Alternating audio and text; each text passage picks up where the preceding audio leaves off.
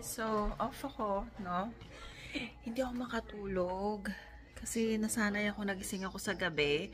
So, nagluto ako ng pata tim. Ewan ko kung pata tim ang tawag nyo dito. So, ito is like, nakita ko lang yung recipe sa Facebook. So, ginaya ko lang. Tamang-tama may, pata ako sa sa fridge. Tapos yun, niluto ko na with pineapple. Tapos nag-aano ako ngayon, magliligpit ako ng mga pinggan. Yan. Oops. Maghugas ako ng pinggan. Actually, hindi naman maghuhugas. Ilalagay ko lang sa dishwasher.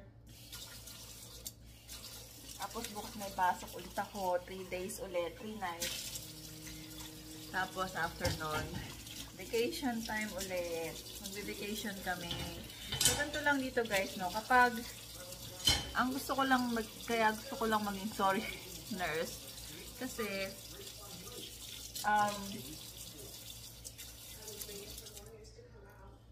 pag gusto mong pumick up ng extra shift, makaka-pick up ka para, punta niya vacation, may kailangan mo ng pera, may magagastusan ka. Yan. Yan nga lang, pagod ka, diba? Pero at least, meron kang pagkukunan. Pero ngayon kasi mababa ang census. Pero ewan ko, no? Kainis. Minsan, pick up ako, tapos gusto ko ako yung mapupush back. Yung tatawagan lang. Tawagan ka na lang namin ulit kapag kailangan ka namin ngayong gabi dahil puno or pag walang admission, huwag ka na pumasok. Pero, minsan parang gusto kong ayoko nang pumasok. Pumipick up ako, tapos hindi naman ako nagdadasal kung hindi ako papasok. So, order na ako ng car seat ni Vivi. Ito yung magapang mas malaki na car seat. Kasi yung car seat niya pa since she was a newborn. And that was 7 years ago. And yung expiry ng car seat is 9 years. But pero hindi na siya kasya dun sa dun sa car seat niya ngayon. Wow! Look at that. Why did you... I thought you were... Look at that. That's your new car seat. No, Piper. What's that? Cup holder. Yan. Ikakabit na natin yan sa bago nating sa sasakyan. Tatanggalin na yung luma. You have work, Mommy. Secret. Do you have work? Secret. No. You don't. Well, I still wait for their call. So... It's a latch. You're gonna latch it on the car. Hey, look. Look at this. Wait, keep on looking.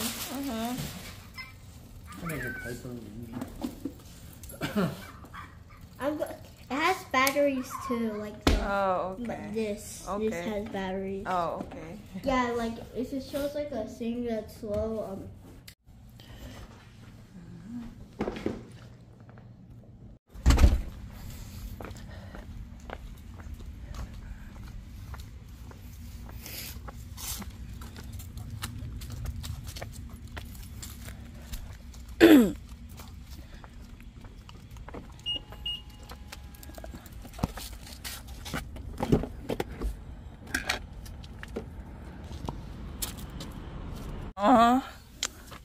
So yun guys, gamit niya yan since pa siya, baby.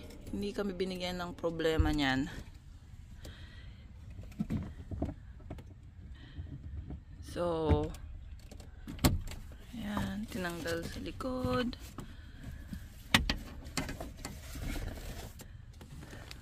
Hmm. 9 years actually ang niyan, expiration. Tapos ito para lang maprotektahan yung upuan. Ayan. Kita nyo yun? Maglalatch siya doon.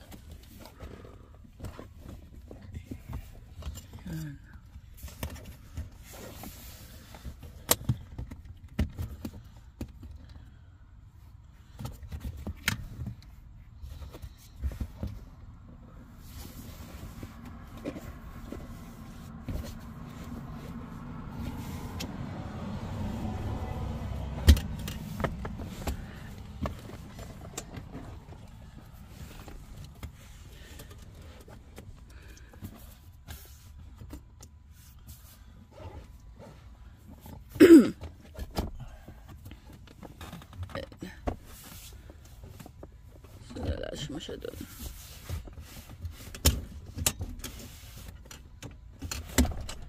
Yan. Yan.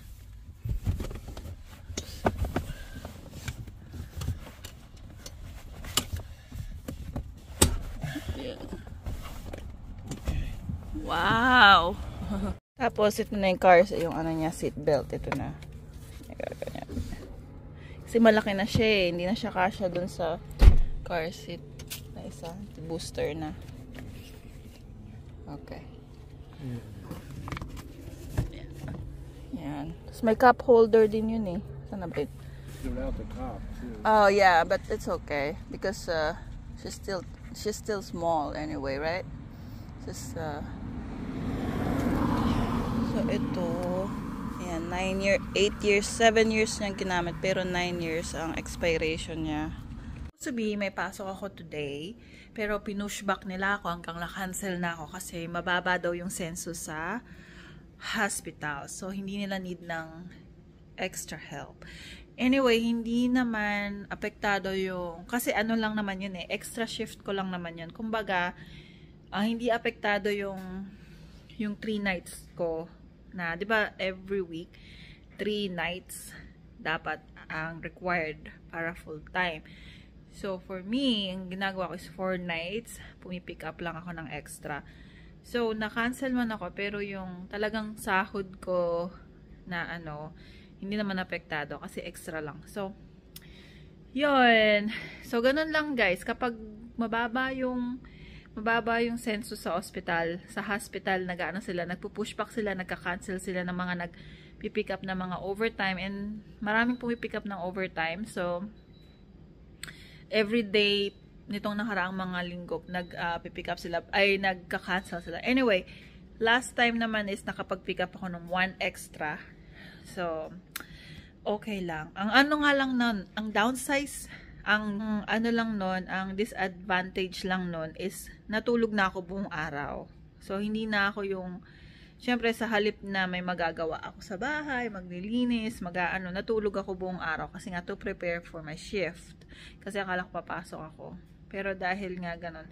So, yun lang ang disadvantage nun. Parang nasayang yung buong araw mo. Tapos at the end, i-cancel ka. Hindi nila masasabi sa umpisa pa lang. Kasi, mahirap masabi sa hospital kasi sa ER, nagre-rely sila sa emergency department namin kung maraming, hold or maraming patient na nag-aantay sa baba na kailangang i-admit sa floor.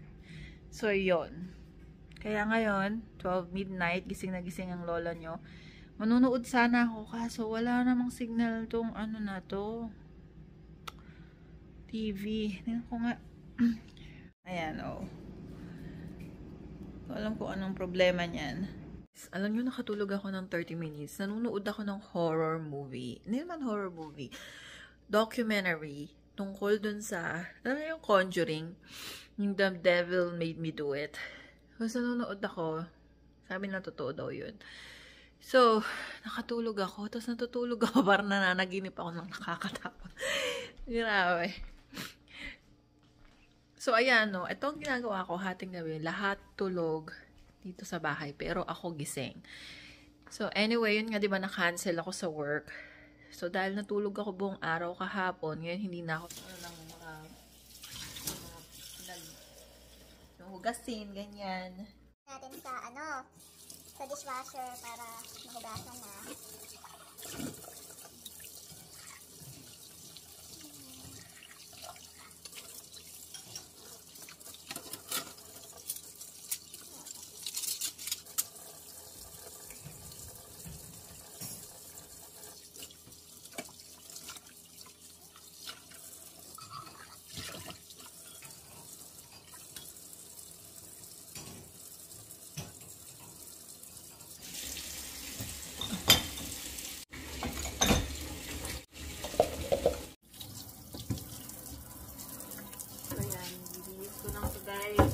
Lababo.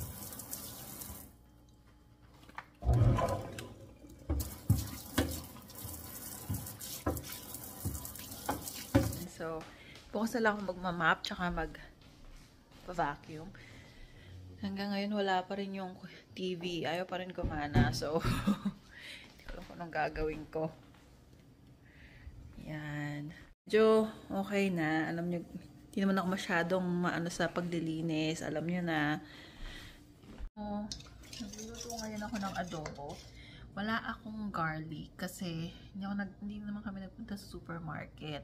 So, ang gagamitin ko na lang is ito, Mamasitas. Papalo ko na lang yung instruction. Sabi, di-dissolve daw. Tapos, i-marinate yung meat. Tapos, ipa-fry mo. So, let's go. Na-dissolve ko na yung isa't kalahating Mamasita. Next, lalagyan na natin yung manok.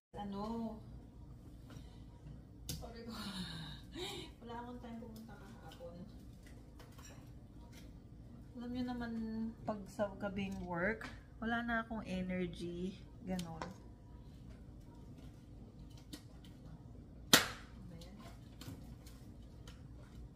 So, yung mamarinate ko lang yung manok. Tapos, kakat ko lang yung malalaki yung hiwa.